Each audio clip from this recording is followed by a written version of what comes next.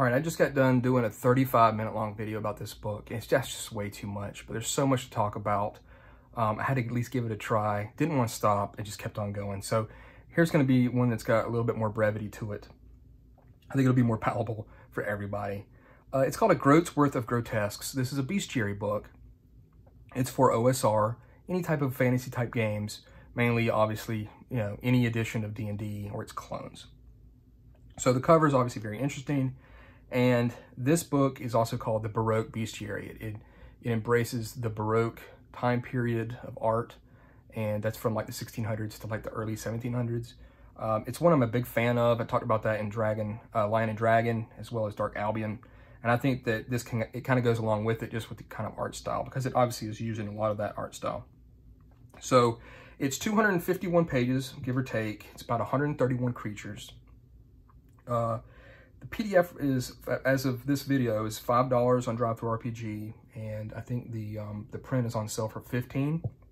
It's not bad for a book of this size with that many creatures. It is black and white, and it's a good POD copy. There's the cover there. The cover and the spine. It's by George Edward Patterson III, and it's from A Skull as a Complete Gentleman Company, Portland, Oregon, 2021. I had a lot of fun reading this, and there's just so much to talk about.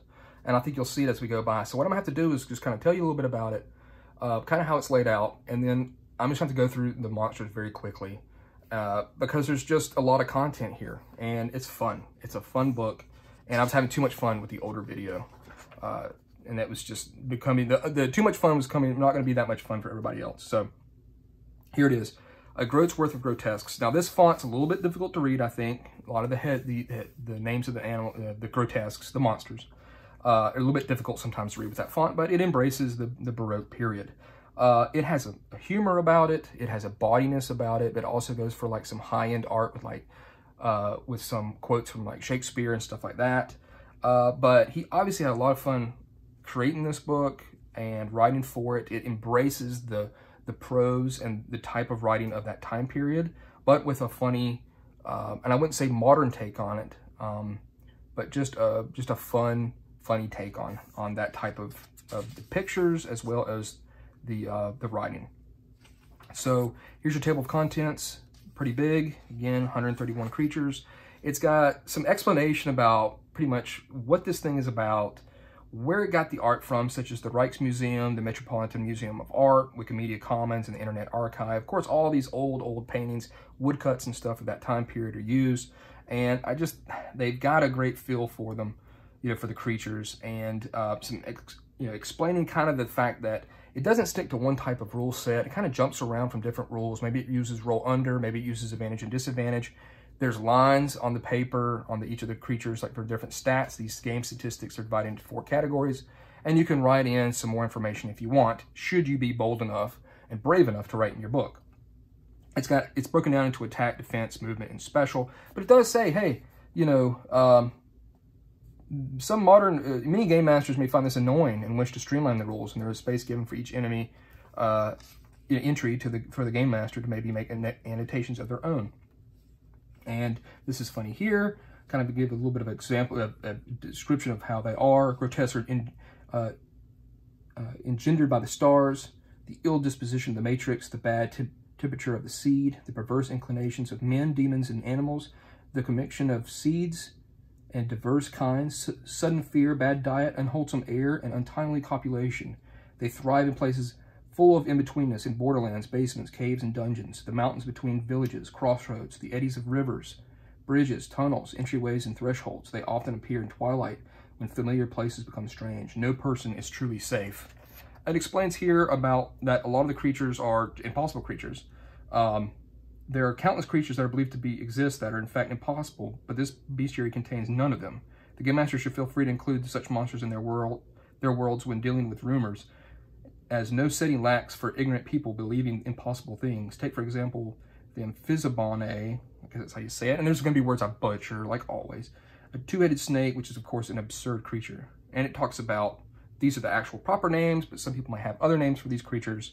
Mundane grotesques, animals that you probably know, but they've been kind of messed with a little bit. they may be familiar to the reader, please bear in mind that upon further inspection, they bear little resemblance to their counterparts in this world and will likely surprise and amuse your players. And then, of course, it tells you that this is alphabetized. So enough of all this talk of oak and stone. We begin with the letter. So ant starts it off, and you can see here how it is. That's sometimes a little bit difficult to read in some of the more stranger named animals. It gives you a little bit of flowery text here, a good description section here. It's all black and white.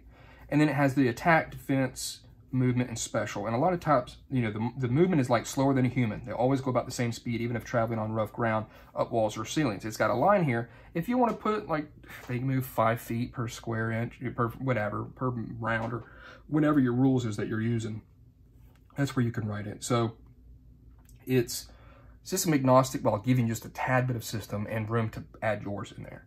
It's got its attacks. It does have hit dice sometimes when they warrant it. And in this here's better ways for you to, in order to, you know, use these creatures with your characters, with your players. And these are sometimes very funny.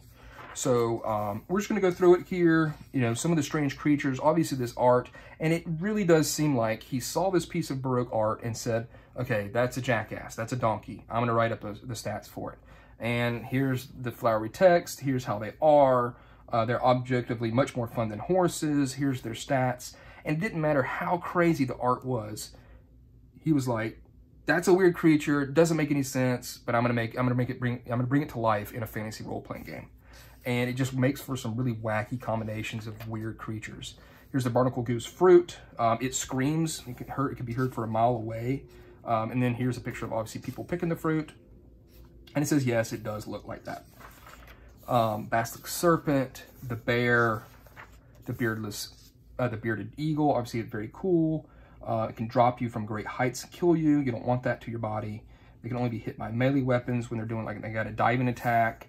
And obviously, I mean, they're a ferocious foe. Bees, and what they do to you. The behemoth is hilarious. I mean, look at this thing. So I don't know if that was a piece of Baroque art that he saw and then just said, all right, that thing's coming alive. And it's absolutely unstoppable. Does all this damage. It's got all these different creatures sprouting out from its body. It's got 20 hit dice, and it's immune to most attacks. It says its flesh is so thick that a sword is not long enough to penetrate. Cannonballs bounce off its fat, and its hair refuses to combust. It's just fun. I'm just going to keep going through some stuff here and spotlight some ones that I thought were interesting. This guy here's got 2 heads. They talk to themselves. They wear colorful clothing. They live alone, and they can, like I said, they converse amongst themselves in a language that no one understands. But their problem is they don't like noise at all. It's almost impossible to surprise them. But it says they will attack the loudest opponent, hating battle cries and metal armor. It says they will leave those who are silent unmolested, rewarding the characters with the lightest, softest boots. So they just hate noise, you know. You can see again, like I said, some of these, it's a little, obviously it's a bird, I know.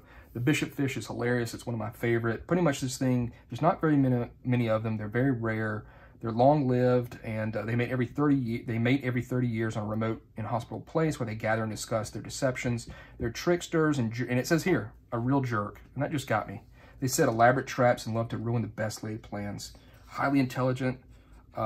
It's just fun. It's a fun thing. Bleeding tooth fungus that grows on the side of trees. These guys got their face in their chest. Here's the blood-suckling worm, a boar. And some of these I'm just not, Bonosus. This thing's hilarious. So you can see here, like I said, I don't know if this is the Baroque art actually had this, but it does not like violence, and when it runs away, it saves itself by running away, leaving a trail of dung that sometimes covers a distance of half a furlong. Contact with the trail scorches pursuers like a blistering fire, for its voiding excrement it scorches so fiercely that it will scrape off a dog's hair. They're faster than any bull and can outpace many horses. So you see these mugs have obviously been trounced by this mug's excrement. So it's just, it's funny. This thing's got huge testicles. It has an impossible loud scream that continues well past death. So even if it dies, it just continues to holler. It looks like a Dr. Seuss creature. A brass horseman, burrowing locust. It says it excavates under the skin, and after a full day of orgies, precipitates out of the body through existing and novel apertures in an amount that can fill many kitchen baskets. So it's obviously this guy's neck, and that's detrimental. Camel, cat, this thing. the cave locust. You can eat this thing if you're underneath the ground. This thing is called the CHMG. The chimimgi, who knows? The chimgi. They're from outer space. They thrive in ruins and abandoned places, and that's exactly what it looks like. Like, this is a strange piece of Baroque art, and that's exactly like what it looks like. Its touch disintegrates flesh to dust. 1d4 damage that cannot be healed by normal means, and it can regenerate unless you destroy a gem that's inside its body. These are like cherubs, cicadas, and it does have some rules for like clerics and other classes. Cockatrice, corpsemen, crocodile, cynocephalus is a dog-headed people. This is the Death Watch beetle. It makes a ticking sound. It's got a hourglass in its back. If you hear the sound, you have to make a constitution or save versus death, or you'll be cursed. Saving throws are at disadvantage for a day. There's a lot of dogs in the book, and these dogs here are hilarious. They're the dog for hipster nobles. Some of them are cats. And so there's other types as well, but it's just funny. I've seen pictures like that before. Dolphin, fastest animal in the world. The dragons are a little bit smaller, but still pretty ferocious. Different types of them, legless, armless, winged ones. And yeah, pretty cool how they act and stuff like that, obviously discussed. The dunghill cock, it's simply a rooster, but this thing it invokes fear in everybody. It repeatedly looks up to the heavens and absorbs the dominant properties of the sun. And so all animals, even humans, can fear it upon eye contact. The earth spider, it can turn back and forth at will instantly as into a beautiful human to try to lure you into its grasp.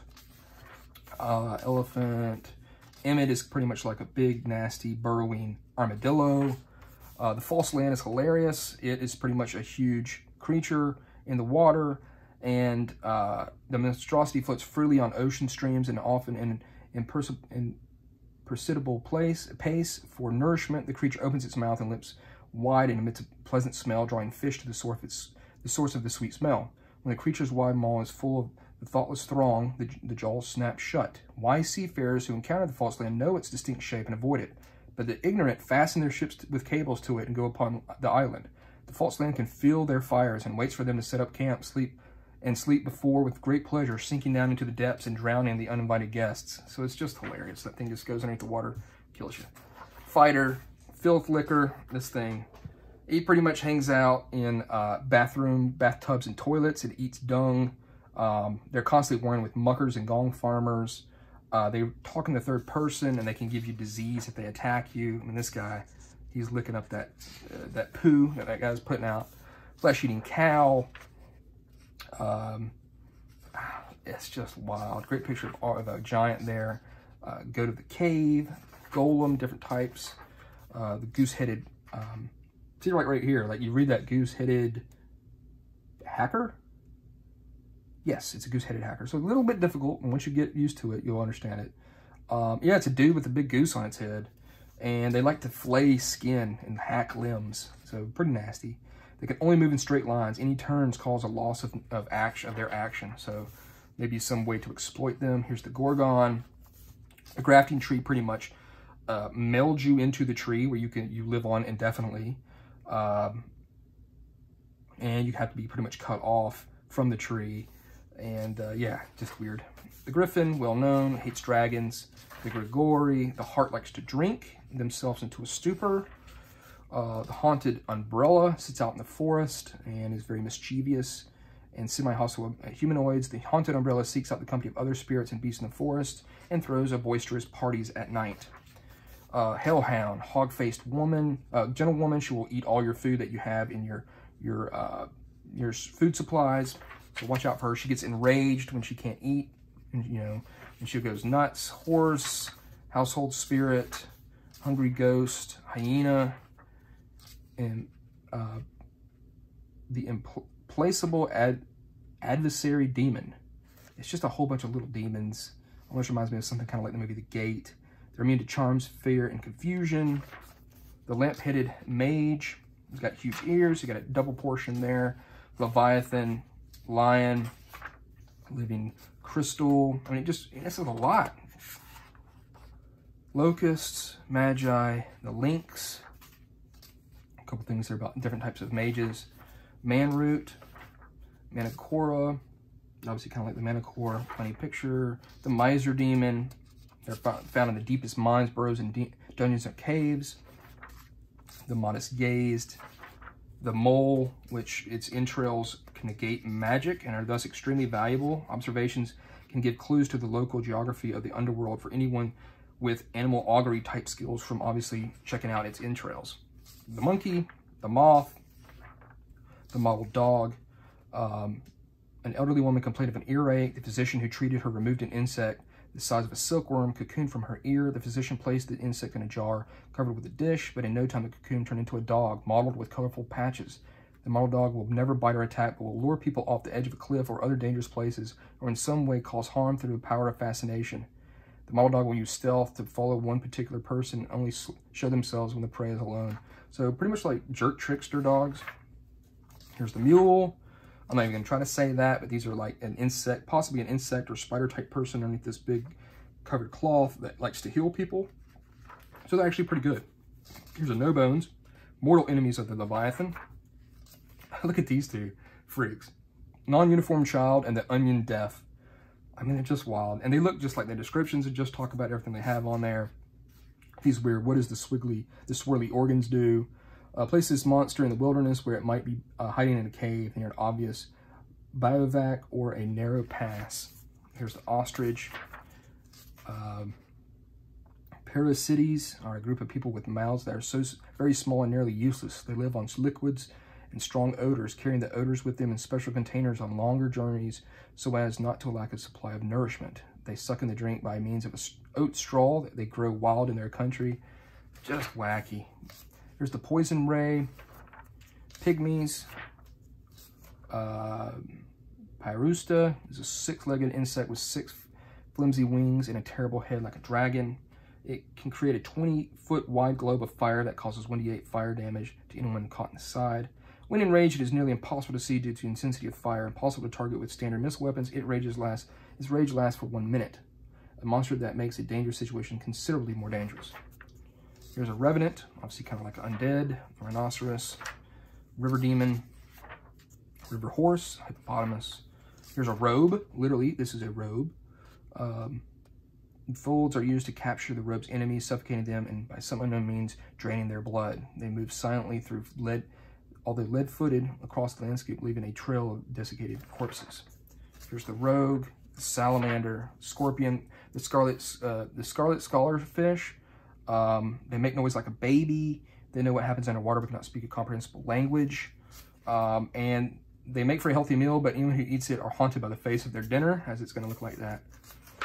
There are obviously some angel type stuff. The Skin Boar, I don't even know how to pronounce that thing. Slifmagon is a horn upon the crown of its head, 2 wings stretched out from its sides, and a lone taloned foot. There's the Snail, the Snake. The Soon Another is a ever-changing spirit. The Suitor, it makes someone fall in love with it. The Sow, the Stone Mother, is a stone statue with some stone children who comes alive and probably kill you. The Strapfoot is a intelligent but surprisingly lazy, preferring others to do any and all work. They live a life free of labor, being perfectly happy to sleep in the sorriest huts or in the shade of the sorriest hats. Strapfoot uses its claws to grasp onto prey, and they like to be carried around by other people. We're probably pretty strong. Speaking of strong, the strong toad here can control one person per round with its eyes and compel them to touch the toad. When you touch them, it's poison, and of course it's going to try to mess you up, and it's going to affect your dex saves. Here's the Tar Ogre. Here's the Thirst Demon. Here's a Tiger. Here's the Tomb Guardian. Obviously some type of, like, you know, mechanical type beasts. The Tortoise General. The Uat is a godly being. The United Wingbird, 2 birds. They've only got 1 wing each. They have to fly together by this stick. They're very tasty, but if you eat them, or if you kill them, you're cursed. Here's the unnamed. The unnamed head brings terror where it wanders, appearing and disappearing wherever it pleases. It's just fun. The Upas Tree makes you fall asleep indefinitely, and it's unlimited duration, so unless something comes and wakes you up, you're going to die underneath it as you starve. And, you know, get dehydrated. Here's the Vegetable Lamb. It's a plant that fruit turns into the shape of a lamb. Okay. Viscera sucker, the wall spirit. Here's a whale, the whirling turtle, the wild man, the wolf, the wonderful two-faced girl. She's got two heads and she dances and sings and she's just the life of the party. She can fascinate you with her voice. Here's a worm and here's a Yale. It's got two bony protrusion horns there. And then this thing is on the moon and it just is very slow and eats dust.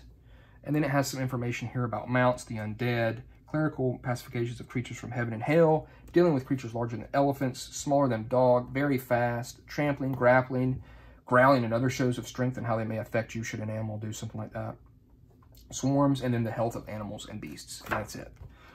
So, there it is. Yeah, it's a fun book. It's got a lot of good humor to it. It's got some neat drawings, crazy creatures. I think you can throw this into any real role-playing game of a fantasy nature. You know, it does have some take on some normal animals with a bit of a twist, so that makes them kind of a little bit more unique than normal. And it's just got some absolutely, you know, bizarre oddities in there to throw at your players. So ultimately, I think it's a fun book. The names are a little bit difficult to read up there, but it's fun. It's, you know, it's got a lot of good comedy in it, but keeping that same type of writing style from the Baroque period. Of course, I love the art. There's just something about it. It's just so great. And it makes you amazed at some of the weird art that they drew back then, you know, during that time period. So again, you can find this link to it in the description, the PDF and the print version. Fun book. I'll tell you to pick it up. If you don't have a bestiary or you need more, I mean, I'm certain there's tons of, you know, there's so many bestiaries out there, but this one obviously is doing something a little bit different for OSR and modern, you know, D&D to pick up and check out. It's just fun. It's a good book. And if you dare, write in your book and make it your own, whatever your system is that you're using. So there it is, a Groats-Worth of Grotesques. I appreciate you watching, and I look forward to the next video with you. Thanks.